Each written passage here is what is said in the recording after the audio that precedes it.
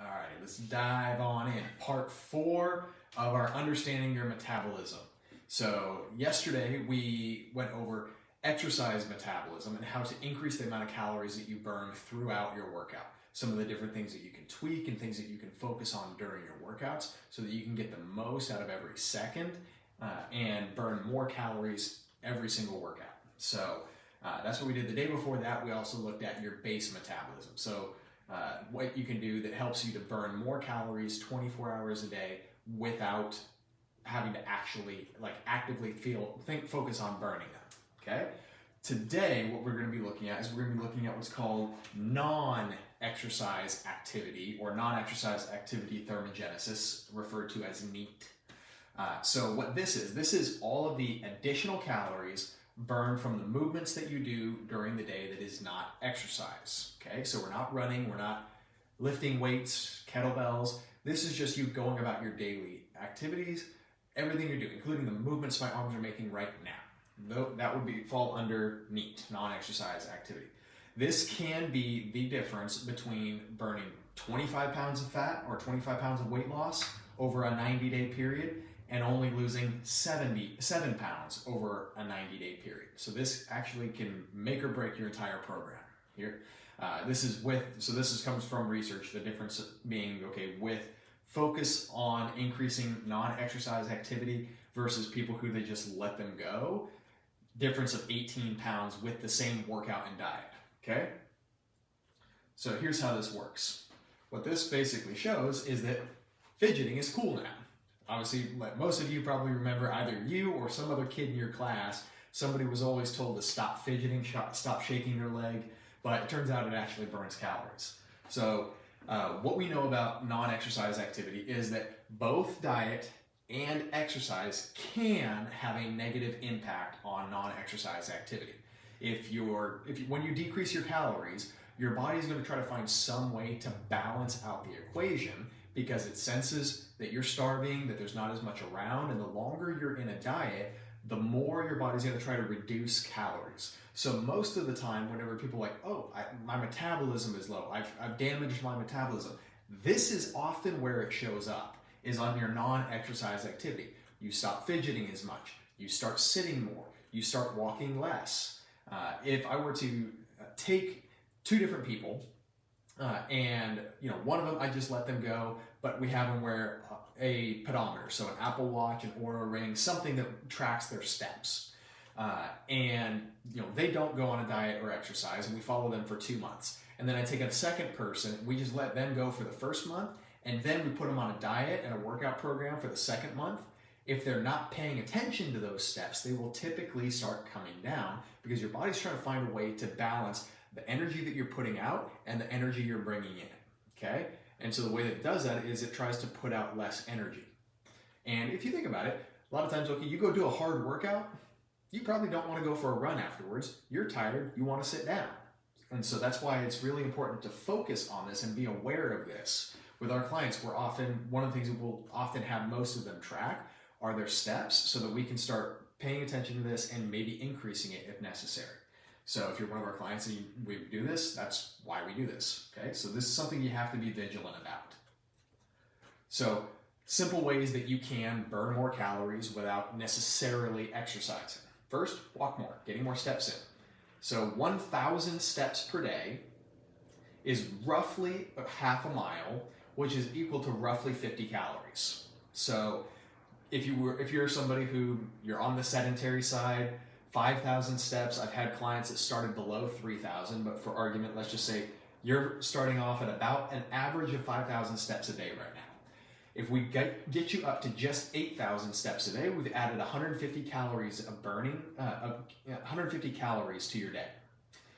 Simple ways that you can do this, just ways that you can kind of work it in, even if you don't have a tracker or anything. Taking the stairs instead of an elevator, park a little further away, get your dog and finally take it out on a walk because the dog probably hasn't been out on a walk for too long. There's other things you can do as well, getting a treadmill desk, anything that gets you up and gets you moving more often. Standing more will actually burn an additional calorie every single minute. Doesn't sound like much until it adds up. So if you stood for an additional 2 hours every single day, this would yield 120 calories to your day. So with our last example, okay, we added 3,000 steps. Now we've added 120 calories. So we're at 270 calories boosted already. This is why the whole standing desk revolution has happened. On top of the fact that sitting is bad for your back, it's also bad for your hips, and it tends to lead to other things as well. It's probably one of the major factors in childhood obesity, actually. If you stand, you're going to burn more calories every day while doing the same things that you already are doing.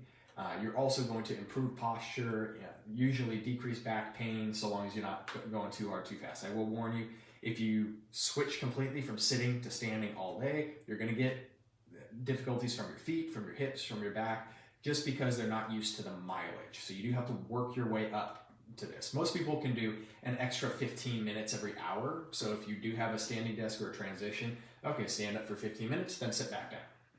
Feel free to go ahead and do that. And if you do that over an 8-hour workday, you'll get 2 hours of additional standing every day. So this is why one of the major reasons for the whole standing revolution and standing desk revolution. Ironically, actually, spiking your calories. So treat meals or diet breaks by replenishing some of the calories so you come out of the famine, you let your body feel normal and relaxed. Now, we're not talking about going beyond calories that you need. If your metabolism actually ends up somewhere around 2,500 calories, we're not talking about going to 3,500 calories. We're just talking about coming up to maintenance, letting your body breathe and relax. This will actually tend to increase the amount of non-exercise activity that you do instinctively.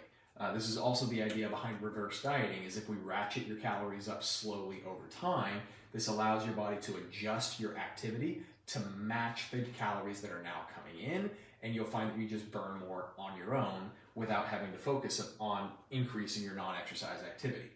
I had something else I was going to say based on that.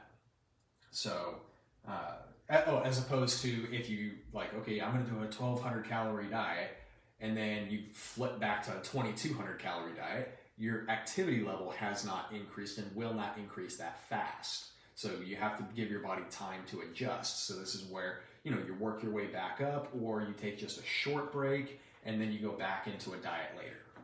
Okay? All of the things that you either want to do or don't want to do. So cleaning your home, your car, etc. If I told you that you could lose 10 pounds a year by keeping your house cleaner, hopefully that would actually be a little bit of incentive. I know, a lot of times you're home, you're tired, but hopefully that gives you a little momentum. Like, okay, hey, I can lose fat and have a clean house at the same time. Every little bit of movement helps. Gardening, yard work, playing an instrument. Take up any hobby. One of the ones I actually recently started doing is I started taking up martial arts again. Something that I haven't done for a while. It's not on some level you might consider it exercise. On the other hand, it's not super vigorous. So it kind of, for me, falls into this non-exercise activity. Play with your kids or your pets. Throw the ball, get down, wrestle with your kids, laugh. Laughter actually burns calories. We're so serious nowadays, and we've got so much stress and so much stuff on our plate. Hit pause on all that stuff and listen to a comedian, put on a funny movie, something like that, and laugh. And I mean deep belly laugh. Have some fun. Where's the next slide? Okay. I do actually recommend use an activity tracker. Get yourself something that will track your steps. Even if you don't look at it for 6 months, just put the thing on and go. They'll at least have really good data. So one of the things that happened for me about a year and a half ago, I opened my gym at the time, and I started noticing my daily steps were working their way down. I lost about 2,000 steps a day on average compared to when I was at my previous location and I was seeing clients all day throughout the day. And so that was something I didn't need to pay attention before, but because I had the data and I knew what it was, I started noticing, okay, that's a problem. I need to start focusing on this now. And as a general rule, what you focus on, you'll be able to track it and make sure that it's going in the right direction. What you appreciate appreciates. So there are 3 devices. My personal favorite is the Oura Ring. So you wear it on your finger. It's a ring and probably the best sleep tracker on the market. I've had mine for about 3 years now. I love it. You can also do Fitbits are great. The Apple Watch works great. There are several other devices, I'm just not as familiar with them, but I do recommend picking up a good quality tracker. The amount of data that you can collect on your body steps is just one of the things, but it's better to have more information even if you don't know what it means later. By having it, you might be able to make sense of it later. Okay? And so depending on the person, this could easily amount to 700 calories a day or more by being up, being a little more active and moving, and honestly doing things that, if we go back here, you're probably gonna have a lot more fun doing these. So I really would encourage you to look at some of these, take up some sort of a hobby. You probably want to play with your kids a little bit more. Okay, fine, lose fat while playing with your kids. So if we combine this with the other three things that we looked at, or the other two that we looked at, so yesterday, let's say we're now burning 300 calories per day from your workouts, and then you've also increased your basal metabolic rate by 500 calories. If we go another 500 calories here, we're looking 1,200 to 1,500 calories that we've added to your metabolism based on the information that we've seen so far. And we haven't even gotten to what's coming tomorrow, which is our thermic effect of food, okay? So this one is really nifty. So I do encourage you, stay tuned. Again, any questions, feel free to post down in the comments below. I'll be happy to answer those for you. I hope you're finding this series both encouraging and motivating and informational. And I look forward to seeing you tomorrow.